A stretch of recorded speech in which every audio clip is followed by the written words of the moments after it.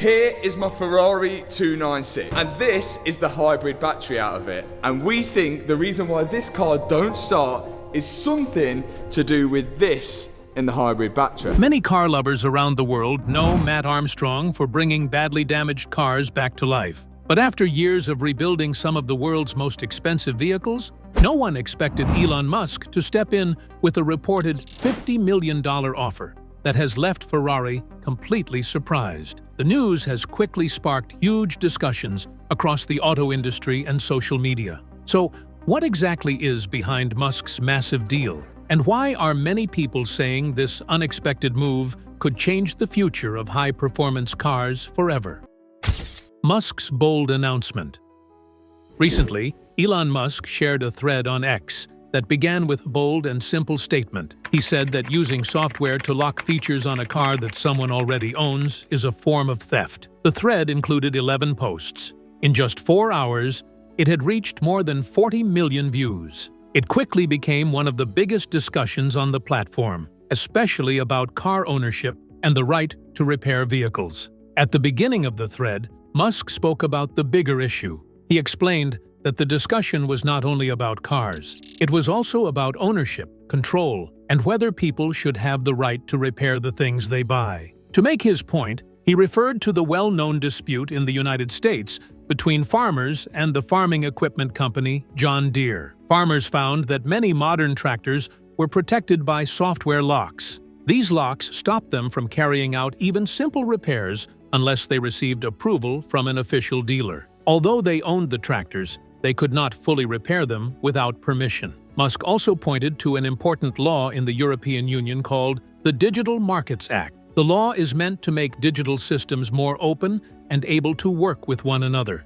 He suggested that the same idea could also apply to cars, especially the electronic control units known as ECUs, which control how modern vehicles operate. These units manage many important systems, including engine performance, battery operation, and other key functions in electric and hybrid vehicles. He then linked the issue to earlier technology debates. Musk reminded people of the 2010s, when many smartphone users and repair shops argued that phone makers made repairs difficult by limiting access to parts and software. He said the same kind of battle is now happening in the car industry. After explaining the background, Musk moved on to a major announcement. He revealed that a group of former Tesla and SpaceX engineers had spent several months building a universal diagnostic and reset tool. He also explained what the tool is designed to do. It is built to communicate with the internal systems of modern high-performance vehicles, including advanced hybrid cars.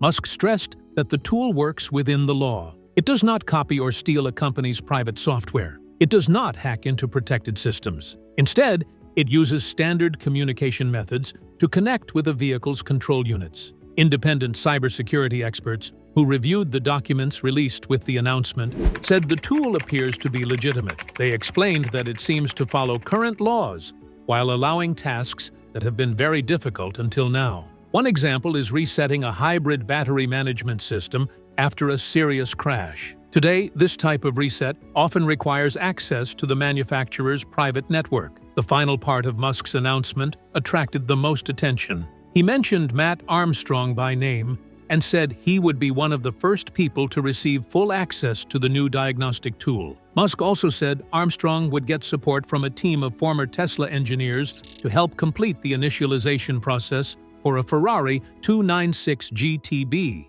With Elon Musk known for surprising inventions, why did he choose to involve Matt Armstrong in it, knowing that two of the world's biggest car companies are standing against him? Could it bring about a surprising partnership between Elon Musk and Matt Armstrong? Let's find out. Matt Armstrong's car rebuilds. After a serious BMX accident, Matt Armstrong returned to the garage. But this time, he was no longer just helping his father. He came back as a content creator with a camera and a clear goal. Welcome to the Mark II channel, the second channel where we fix the Bugatti. I repaired this wire here on the crash sensor. He noticed that car videos on YouTube were becoming more popular, but something was still missing. Very few people were showing the full, difficult process of rebuilding badly damaged luxury cars from start to finish. Many creators edited out their mistakes or only worked on cars that were much easier to repair. Matt decided to start with his girlfriend's crashed Audi TT. Kind of had a little bit of an accident. This will begin the project of the Audi TT. The car had been badly damaged, and the repair bill from a professional workshop was more than the car was worth. That first rebuild video did not get a lot of attention, but it showed that his idea had real potential.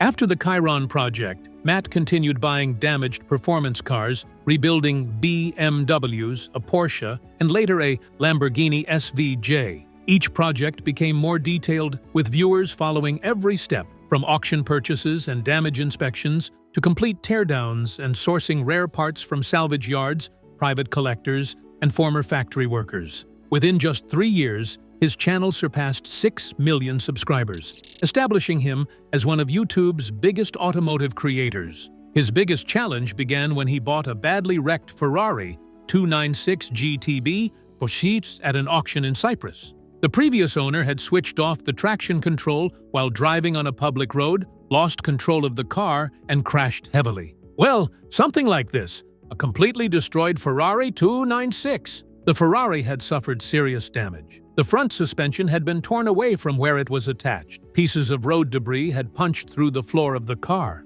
Many wires at the front had been ripped apart. The carbon fiber monocoque, which is the main structure of the vehicle, had several cracks. The front crash structure had taken such a powerful hit that it was damaged beyond normal repair. Ferrari's dealership in Cyprus carefully inspected the car and believed that repairing it through Ferrari's official system would be almost impossible. Ferrari, Cyprus. But the quotes to repair it were astronomical. And on top of that, no one's ever repaired a 296, which has been this badly damaged. The estimated repair cost was incredibly high, even more than the damaged Ferrari itself was worth. The dealership advised that the car should be declared a total loss. Most buyers would have walked away without thinking twice. Matt heard the same warning, but instead of giving up, he placed a bid of about 100,000 euros. A brand new Ferrari 296 GTB was worth more than $270,000. On paper, the deal only made sense if he could solve problems that even Ferrari's own trained technicians believed could not be repaired. News quickly spread that a YouTuber had bought one of the most badly damaged Ferrari 296 GTBs anyone had seen. Car fans were curious, shocked, and highly doubtful that the project could ever succeed. Now that the badly damaged Ferrari was in Matt's hands and Ferrari had already declared it almost impossible to repair, he chose a rebuilding approach that surprised everyone and exceeded what many believed was possible. But would this bold project also open the door for him to own another class of Ferrari? Let's find out. Ferrari 296 Challenge Stradale. Instead of simply restoring the Ferrari to the way it left the factory, Matt decided to do something much bigger. He bought a complete Ferrari 296 Challenge body kit. This was not a small upgrade or just a change to the car's appearance. It was a full set of racing parts that would completely change how the car looked and performed. Before using the kit, it needed repairs. After fixing it, Matt planned to improve it even more and take it beyond its original design. The kit included lightweight carbon fiber front and rear bumpers, a new rear diffuser to improve airflow, side skirts to help keep the car stable, and a large rear wing that immediately caught attention. These parts were not added just to make the car look better. They were built to improve racing performance. The Ferrari 296 Challenge is a race car made only for the track. Ferrari built it for its one-make racing series, where every driver races the same model. Unlike the road version, it does not have a hybrid system. It has a full roll cage for safety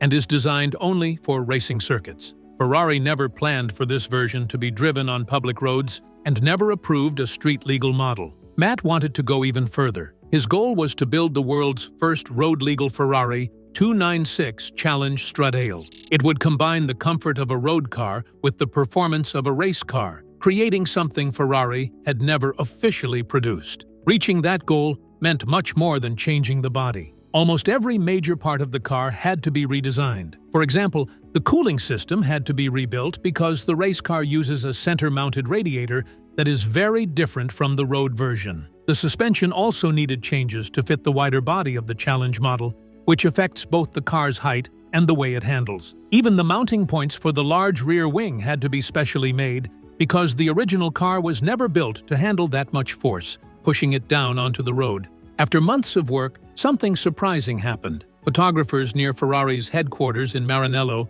spotted a heavily covered prototype being tested on public roads. It looked like a Ferrari 296, but it had a huge rear wing, larger front air intakes, and a hood with extra vents. After studying the photos, many experts believed Ferrari was developing its own road-legal version of the 296 Challenge. This caught a lot of attention because Matt had already been building something very similar in his own workshop. The timing made many people wonder if Ferrari's new project was connected to Matt's build. Some automotive journalists even questioned whether Ferrari was trying to slow down or limit his project. Even so, Matt kept working through every problem, including parts that Ferrari would not supply or approve. Mechanically, Matt solved every physical problem with the damaged Ferrari. The build was completed to a very high standard, and the car was fully put together. But when he finally tried to start the engine, nothing happened. The Ferrari stayed completely lifeless. No matter what he tried, it refused to start. Matt and his technician, known as DIPS, checked every possible cause. They used all the diagnostic tools available outside Ferrari and cleared the fault codes over and over again. Each time they reset the system, the same error messages appeared almost immediately. During further testing, they uncovered another major issue. The diagnostic system revealed that part of the car's electronics was failing to communicate, suggesting a break in the internal network. After tracing the wiring, they found damaged CAN wires inside a replacement wiring harness. Once the damaged wires were repaired and every circuit was carefully inspected, they reconnected everything and attempted to start the car again. Even after fixing the mechanical and electrical problems, the Ferrari still would not start. Matt was now faced with a tough choice about what to do next. Would he reach out to Ferrari for help, or would he walk away from the project? What decision did he finally make? And what happened after that? Let's find out. Ferrari service refusal. Matt decided to contact Ferrari directly by email.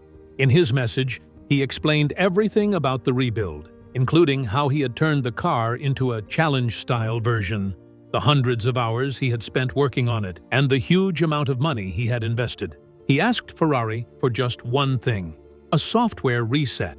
When Ferrari finally replied, the answer was disappointing. The company repeated its official policy. Before it could work on the car, it first had to be inspected by an approved Ferrari body shop. Every part had to be confirmed as a genuine Ferrari part and installed the right way. Ferrari also said that all the changes made to the car, including the Challenge body kit and the upgraded cooling system, would have to be removed. This left Matt in a very difficult position. Before Ferrari would even inspect the car, he had to return it to its original factory condition. Doing that would mean spending even more money to undo months of hard work. Even if he did everything Ferrari asked, there was still no guarantee the company would give him the software reset. Ferrari could still refuse for another reason afterward. People familiar with the situation also revealed that something even more serious was happening behind the scenes. Ferrari was not only refusing to work on the car, the company was also keeping detailed records of every change Matt had made. This included the Challenge body kit, the redesigned cooling system, the suspension upgrades, and the way the damaged carbon fiber parts had been repaired. These records were reportedly not being collected to help repair the car. Instead, they were being prepared in case Ferrari decided to take legal action. Automotive legal experts say Ferrari's position is based on three main arguments. The first is intellectual property. Ferrari says the software inside the 296 GTB's hybrid system is private and legally protected. It controls important features such as the engine and hybrid system. According to Ferrari, the software and tuning data are valuable trade secrets, and trying to unlock, copy, or reverse engineer them is against the law. In Matt's case, the dashboard reportedly displayed warnings such as hybrid system failure, go to dealer. The second argument is safety and responsibility. Ferrari says that when a car is rebuilt outside its approved repair process, or with parts and methods it has not approved, the car may no longer be safe. The company also believes that if such a car is involved in a serious crash, It could damage Ferrari's reputation and create legal responsibility for the brand. The third argument is control over ownership. Ferrari says that when someone buys one of its cars, they also agree to follow certain conditions. These include keeping the car in its original factory condition, using approved Ferrari parts, and following official repair procedures. If an owner ignores those conditions, Ferrari says it has the right to refuse repairs, refuse to supply parts, and possibly take legal action. This final argument could become the most important of all, because it may eventually reach the UK Supreme Court. It raises a major legal question that has never been fully answered in the UK. After a person buys a car, how much control should the manufacturer still have over what the owner can do with it? But Matt's problems did not end with Ferrari. Another major company in the automotive industry had also started paying close attention to what he was doing. Which company was it, and why was it interested in his project? Let's find out. Chiron rebuild feud. Matt also bought a badly damaged Bugatti Chiron Pur Sport.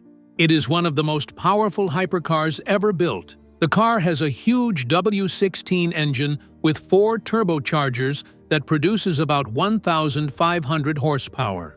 That is an incredible amount of power, yet it is built to be driven on normal roads.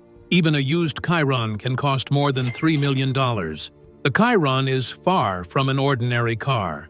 It is one of the most advanced road cars ever made. Its main body is built from a strong and lightweight carbon fiber frame. It also has a 7-speed dual-clutch transmission and a high-tech all-wheel drive system.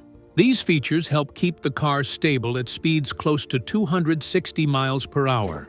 Only a few cars in the world can match that level of performance. But fixing a car like this is extremely difficult, especially without help from the company that built it. Like Ferrari, Bugatti refused to provide official parts or support for the rebuild. However, Bugatti handled the situation differently. Mate Rimac, the founder of Rimac Automobili and the CEO of Bugatti Rimac after the two companies joined together, publicly questioned some of Matt's claims on social media about how the rebuild was being done.